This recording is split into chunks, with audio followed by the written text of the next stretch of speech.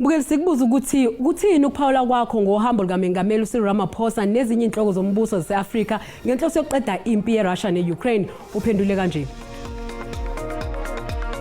Lo tata uhlulwa izinto ezilapha ngaphakathi kweli lakhe ilizwe nje izinto nje ezincinci. Kodwa uyakwazi bayolungisa imfazwe engapheliyo phakathi kweRussia neUkraine. Lanto kudala yenzeka le andazi ba uyihoye ngantoni. Ubona kwami umongameli hayi ngoba bebengayanga phaya. Uyafana abantu basazoqhubeka balwe. Umongameli wakulela akabhekane nezingqinamba lezi ebhekane nezwe lakhe kuqala ngaphambi kokuba akaqhelise indabeni zabanye abantu ephindelwe nalezi ndaba zedakamizwa. Kumanje uyelela uxolani wesizokuthola lo novukula abantu bedakamizwa.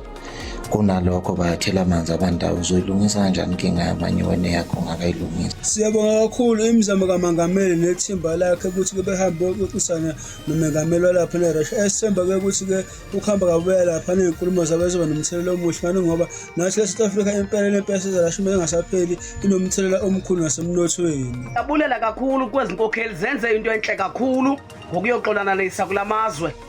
Kodwa ke aphansi ayenza memekade kudala aphakama.